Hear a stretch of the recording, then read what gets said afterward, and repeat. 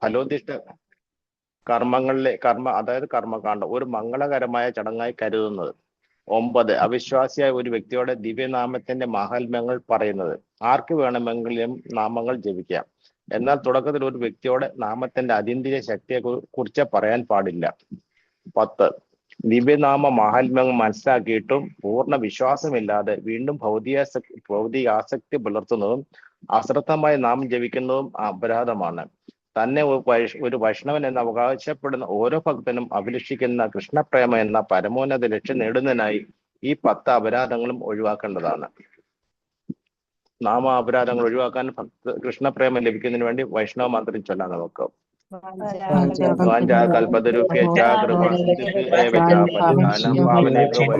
നമോ നമ. കോടി വൈഷ്ണവ വൃന്ദ की हरिनाम संकीर्तन की हरे कृष्ण महामंत्र की श्रील प्रभुपाद की श्री अनंत पद्मनाभ स्वामी की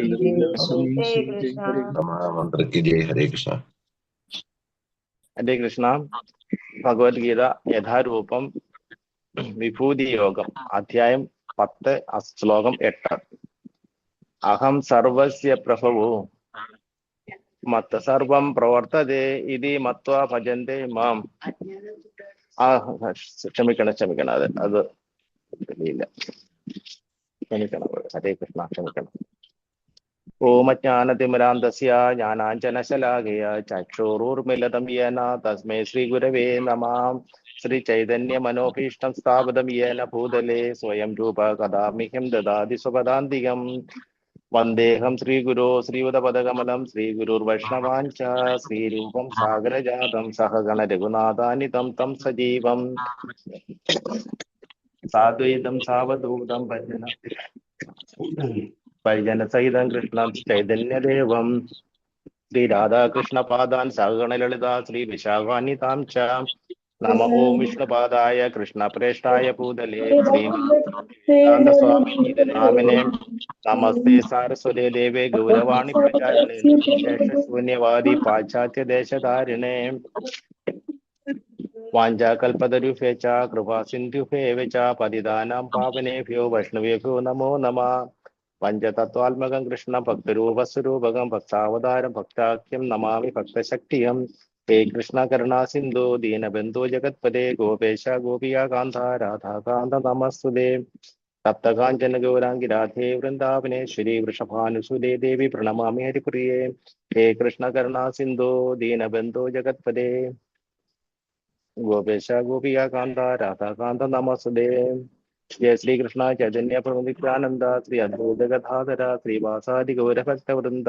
ഹരേ കൃഷ്ണ കൃഷ്ണ കൃഷ്ണ ഹരേ ഹരേ ഹരേ രാമ രാമ രാമ ഹരേ ഹരേ.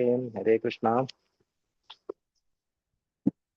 ഭഗവത്ഗീത യഥാരൂപം വിഭൂതി യോഗം അധ്യായം 10 ശ്ലോകം 8. അഹം സർവസ്യ പ്രഭവോ മത്ത സർവം പ്രവർത്തതേ ഇതി മത്വാ ഭജന്തേ മാം ബുധാഭാവ സമന്വിതാം. അഹം സർവസ്യ പ്രഭവോ മത്ത സർവം പ്രവർത്തതേ ഇതി മത്വാ ഭജന്തേ മാം ബുധാഭാവ സമന്വിതാം. അഹം സർവസ്യ പ്രഭവോ മത്ത സർവം പ്രവർത്തതേ ഇതി മത്വാ ഭജന്തേ മാം ബുധാഭാവ സമന്വിതാം. അഹം ഞാൻ, സർവസ്യ ജഗത സർവജഗത്തിന്റെയും പ്രഭവം ഉൽപ്പത്തി ആകുന്നു. മത്ത എന്നിൽ നിന്നും സർവവും പ്രവർത്തതയെ ബഹിർഗമിക്കുന്നു. ഇതി എന്ന് മത്വ മനസ്സിലാക്കിയിട്ട് ബുധ വിദ്വാൻമാർ ഭാവസമന്വിത അത്യധികം ശ്രദ്ധയോടെ മാം എന്നെ ഭജന്തേ ഭജിക്കുന്നു. ആധ്യാത്മിക ലോകങ്ങളുടെ ഉറവിടം ഞാനാണ്. എല്ലാം എന്നിൽ നിന്നുണ്ടാവുന്നതാണ്. ഇത് പൂർണ്ണമായി അറിയുന്ന ബുദ്ധിമാന്മാർ എന്റെ സേവനത്തിൽ ഏർപ്പെടുകയും എന്നെ ഉള്ളഴിഞ്ഞ് ആരാധിക്കുകയും ചെയ്യുന്നു. ഭാവാർത്ഥം. ജയ ശ്രീല പ്രഭുപാദർക്ക് ജയം. വേദങ്ങൾ പഠിക്കുകയും ശ്രീകൃഷ്ണ ചൈതന്യ മഹാപ്രഭുവിനെ പോലുള്ള പ്രമാണികരിൽ നിന്ന് അറിവ് നേടുകയും ആ ഉപദേശങ്ങൾ ഉപയോഗപ്പെടുത്തേണ്ടത് എങ്ങനെയെന്ന് മനസ്സിലാക്കുകയും ചെയ്ത ഒരാൾക്ക് ആധ്യാത്മിക ലോകങ്ങളിലുള്ള എല്ലാറ്റിന്റെയും തുടക്കം കൃഷ്ണനാണെന്ന് ബോധ്യപ്പെടും. ഇത് പൂർണ്ണമായി അറിയാവുന്നത് കൊണ്ട് അയാൾ ഭക്തിയുത ഭഗവത് സേവനത്തിൽ ഉറച്ചു നിൽക്കുന്നു. മൂഢന്മാർക്കോ അബദ്ധ ജടിലങ്ങളായ വ്യാഖ്യാനങ്ങൾക്കോ ആ ഭക്തനെ വഴിപിഴപ്പിക്കാനാവില്ല. കൃഷ്ണനിൽ നിന്നാണ് ആ ബ്രഹ്മാവും ശിവനും മറ്റു ദേവന്മാരും ഉത്ഭവിച്ചതെന്ന് ഈ വൈദിക സാഹിത്യങ്ങളും തീർത്തു പറയുന്നു. അഥർവവേദത്തിൽ ഉൾപ്പെട്ട ഗോപാലതാനുപനിഷത്തിൽ അത് 1.2 മോൽ ഇങ്ങനെ പറയുന്നുണ്ട്: യോ ബ്രാഹ്മണാം വിദധാതിപൂർവം യോ വേദാച്ച ജ്ഞാപയതി സസ്മാ കൃഷ്ണ. ആദ്യമായി ബ്രഹ്മാവിനെ വേദജ്ഞാനം ഉപദേശിച്ചും അതിനെ പിൽക്കാലത്ത് പ്രചരിപ്പിച്ചതും കൃഷ്ണൻ തന്നെ. അത പുരുഷോഹ വൈ നാരായണോ അകാമയത പ്രജാ സൃജയേതി. പിന്നെ പരമപുരുഷനായ നാരായണൻ ജീവസത്തുക്കളെ സൃഷ്ടിക്കാൻ ആഗ്രഹിച്ചു എന്ന് നാരായണോപനിഷത്ത് 1 അതേ ഉപനിഷത്തിന് തന്നെ തുടരുന്നു. നാരായണാത് ബ്രഹ്മ ജായതേ, നാരായണാത് പ്രജാപതി പ്രജായതേ, നാരായണാദിന്ദ്രോ ജായതേ, നാരായണത്വഷ്ടൗ വസവോ ജായന്തേ, നാരായണാദ്വേഗാദശരുദ്ര ജായന്തേ, നാരായണാദ്വാദ ശാദിത്യ. നാരായണനിൽ നിന്നും ബ്രഹ്മാവ് ജനിച്ചു, നാരായണനിൽ നിന്നും പ്രജാപതികളും ജനിപ്പിച്ചു, നാരായണനിൽ നിന്നും ഇന്ദ്രൻ ജനിച്ചു, നാരായണനിൽ നിന്ന് 8 വസുകൾ ജനിച്ചു, നാരായണനിൽ നിന്ന് 11 രുദ്രന്മാർ ജനിച്ചു, നാരായണനിൽ നിന്ന് 12 ആദിത്യന്മാരും ജനിച്ചു. ഈ നാരായണൻ കൃഷ്ണന്റെ ഒരു രൂപവിസ്തരണമാണ്. ബ്രഹ്മണ്യോ ദേവകി പുത്ര എന്ന് അതേ വേദങ്ങൾ തന്നെ പറയുന്നുണ്ട്. ദേവകി പുത്രനായ കൃഷ്ണനാണ് പരമപുരുഷൻ. നാരായണോപനിഷത്ത് 4 മഹോപനിഷത്ത് 1 പ്രസ്താവിക്കുന്നത് ഇങ്ങനെയാണ്: ഈശാനോ നാപ്പോ നാഗ്നിസ മാനൈ മേ ദ്വാവാ പൃഥിവീന നക്ഷത്രാണി ന സൂര്യ എന്നാണ്. സൃഷ്ടിയുടെ ആരംഭത്തിൽ പരമപുരുഷനായ നാരായണൻ മാത്രമേ ഉണ്ടായിരുന്നുള്ളൂ. ബ്രഹ്മാവില്ല, ശിവനില്ല, അഗ്നിയോ ചന്ദ്രനോ ആകാശമോ ഭൂമിയോ നക്ഷത്രങ്ങളോ സൂര്യനോ അന്നില്ല. ഭഗവാന്റെ നെറ്റിയിൽ നിന്നാണ് ശിവന്റെ ഉൽപ്പത്തി എന്ന് അതിൽ തന്നെ പറയുന്നു. ബ്രഹ്മശിവാദികളുടെ സൃഷ്ടാവായ ഭഗവാനെ തന്നെയാണ് ആരാധിക്കേണ്ടത് എന്നാണ് വേദ സിദ്ധാന്തം. മോക്ഷധർമ്മത്തിൽ കൃഷ്ണൻ പറയുന്നു: പ്രജാപതിം ച രുദ്രം ചാപ്യഹമേവ സൃജാമി വൈ തോഹി മാം ന വിജാനീതോ മമ മായ വിമോഹിതോ. പ്രജാപതിയെയും രുദ്രനെയും മറ്റെല്ലാവരെയും ഞാനാണ് സൃഷ്ടിച്ചത്. എന്റെ മായശക്തിയിൽ മോഹിതരായകയാൽ ഞാൻ ആണ് അവരുടെ സൃഷ്ടാവെന്ന് അവർക്കറിയില്ല. വരാഹപുരാണത്തിലും ഇപ്രകാരം പറയുന്നുണ്ട്: നാരായണ പരോ ദേവസ്തസ്മാജാതുർമുഖ തസ്മാദ് രുദ്രോ അപവത് സർവജ്ഞതാം യഥ. നാരായണൻ ആണ് പരമ ദിവ്യോത്തമ പുരുഷൻ. അദ്ദേഹത്തിൽ നിന്ന് ബ്രഹ്മാവും ബ്രഹ്മാവിൽ നിന്ന് രുദ്രനും ജനിച്ചു. കൃഷ്ണ ഭഗവാനാണ് എല്ലാ തലമുറകളുടെയും ഉത്ഭവസ്ഥാനം. അദ്ദേഹം എല്ലാറ്റിനും കാരണഭൂതൻ എന്നറിയപ്പെടുന്നു. കൃഷ്ണൻ പറയുന്നു: എല്ലാം എന്നിൽ നിന്ന് ജനിക്കുകയാൽ ഞാൻ എല്ലാറ്റിന്റെയും പ്രഭവസ്ഥാനമാണ്. എല്ലാം എനിക്ക് അധീനമാണ്. എനിക്ക് ഉപരിയായി ആരുമില്ല. കൃഷ്ണൻ ഒഴിച്ച മറ്റാരും പരമനിയന്താവല്ല.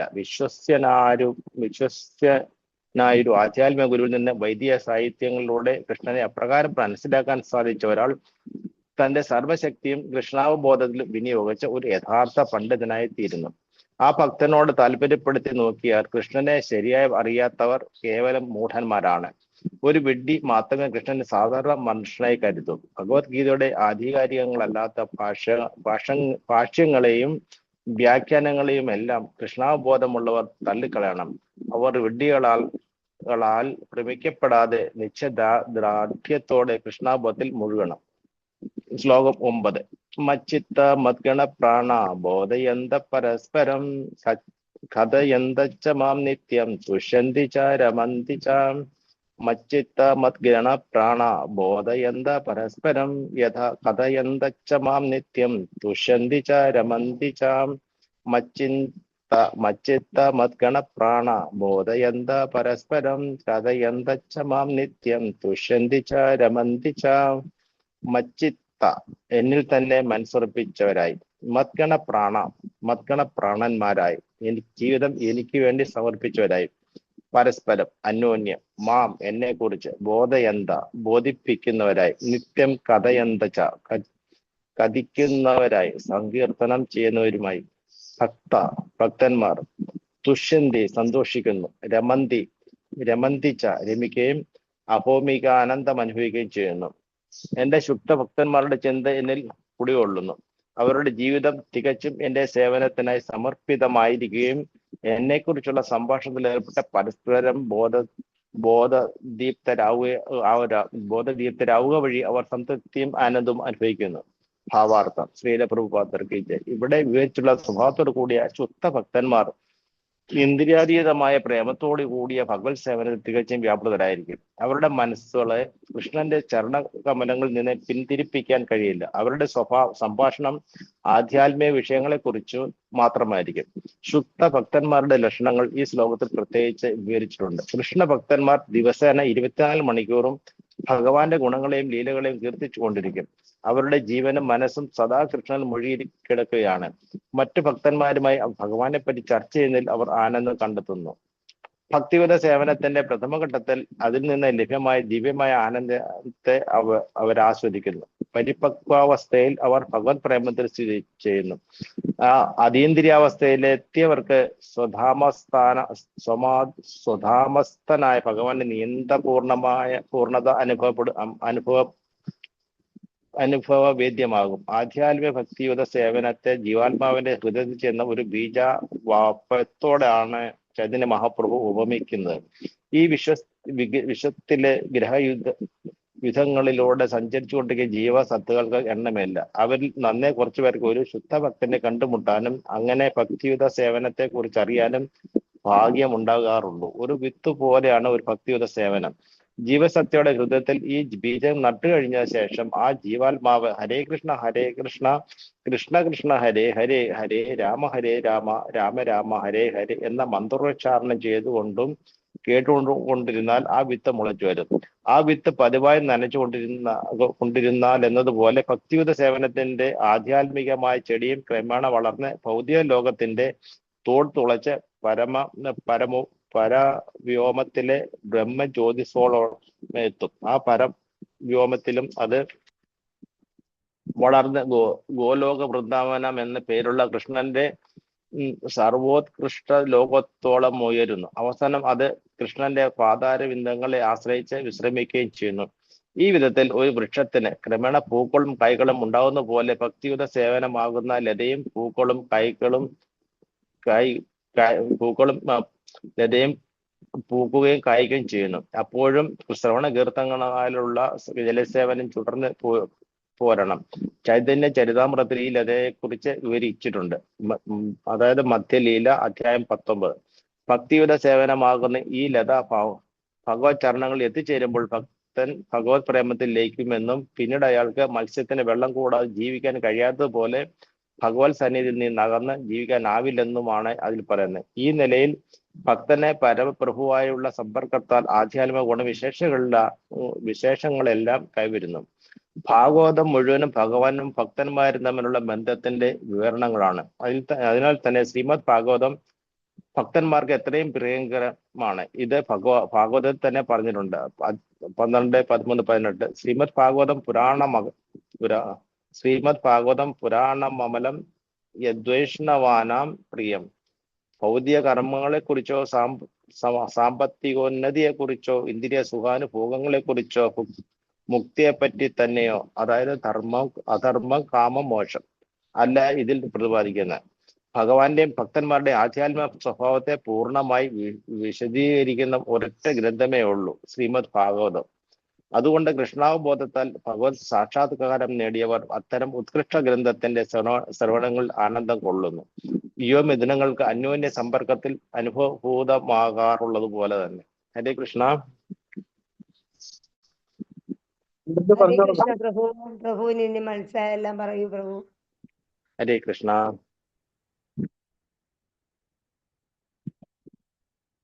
ഭഗവത്ഗീത. ഹരേ കൃഷ്ണ. ആദ്യം നമ്മുടെ ഈ വിഭൂതി യോഗം, അതായത് നമ്മുടെ ഈ അധ്യായത്തിന്റെ ഹെഡിങ് ഇതാണല്ലോ. അതിന്റെ സത്ത്, അതായത് അതിന്റെ ഉള്ളടക്കം എന്ന് വെച്ചാൽ ഈ അധ്യായത്തില് ശ്രീകൃഷ്ണ ഭഗവാൻ അർജുനോട് തന്റെ അനന്തമായ മഹത്വത്തെക്കുറിച്ചും ഐശ്വര്യത്തെക്കുറിച്ചും വിവരിക്കുകയും ഭക്തി വർദ്ധിപ്പിക്കുകയും ചെയ്യുന്നതിനെ പറ്റിയാണ് പറയുന്നത്. ഈ വിഭൂതി യോഗത്തിന്റെ ഇതിന്റെ സത്ത് എന്ന് പറയുന്നത്. അതുപോലെ നമ്മുടെ ഈ 8ാമത്തെ ശ്ലോകം വളരെ പ്രധാനപ്പെട്ടാണ്. അത് എല്ലാവരും കാണാതും പഠിക്കേണ്ട ഒരു ശ്ലോകമാണിത്. ശ്ലോകം 8. ഭക്തിയോടുകൂടി ഭഗവത് സേവനത്തിൽ ഏർപ്പെടുന്ന ആൾക്ക് ബോധ്യമാകും പൂർണ്ണമായും എല്ലാത്തിന്റെയും തുടക്കം കൃഷ്ണനാണെന്ന്. അതെങ്ങനെയെന്ന് വെച്ചാൽ നല്ല ഗുരുപരമ്പരയിൽ നിന്ന് വരുന്ന ആൾക്കാർ നടത്തുന്ന സത്സംഗത്തിൽ കൂടിയും ശ്രീ ചൈതന്യ മഹാപ്രഭുവിനെ പോലെയുള്ള വലിയ പ്രമാണികളിൽ നിന്ന് അറിവ് സമ്പാദിക്കുകയും അതുപോലെ വേദങ്ങൾ പഠിക്കുകയും അങ്ങനെ നേടിയെടുക്കുന്ന അറിവിൽ നിന്ന് ആ ഉപദേശങ്ങൾ എങ്ങനെ ഉപയോഗപ്പെടുത്തേണ്ടത് എങ്ങനെയെന്ന് ഭഗവാനെ മനസ്സിലാക്കിയതിന് മാത്രമേ ഭക്തിയുത ഭഗവത് സേവനത്തിൽ ഉറച്ചു നിൽക്കാൻ സാധിക്കത്തുള്ളൂ.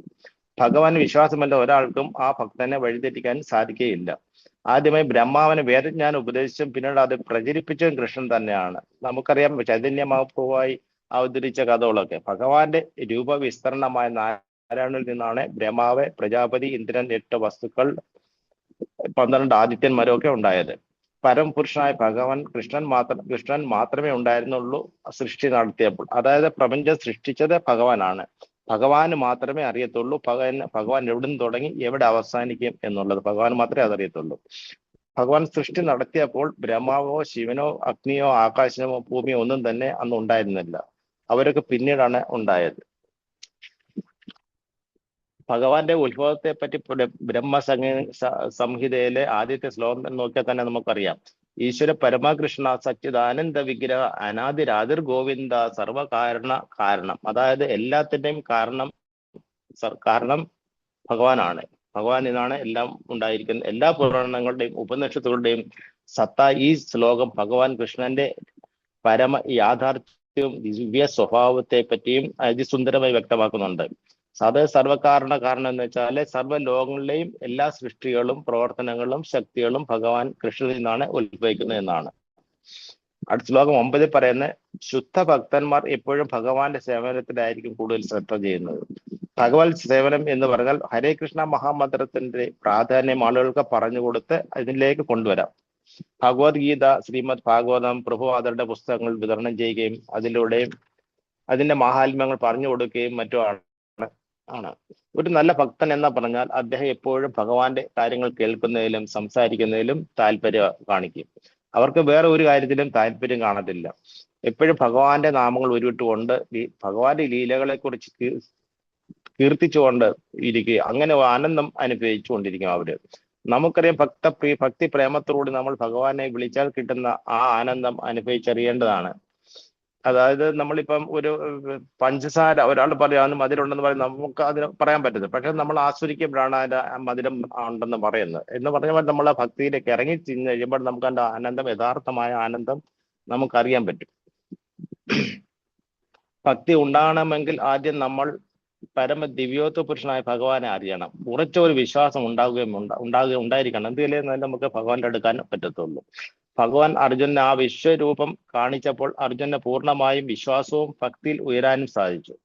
ഇനി ഒരു കാര്യം കൂടി പറഞ്ഞു നിർത്തായത്, ഭക്തരെ ഭഗവാൻ ഒരിക്കലും കൈവിടുകയില്ലെന്നുള്ള 2 ഉദാഹരണമാണ് ഗജേന്ദ്ര മോക്ഷവും ഭക്ത പ്രഹ്ലാദ കഥയും. ഹരേ കൃഷ്ണ.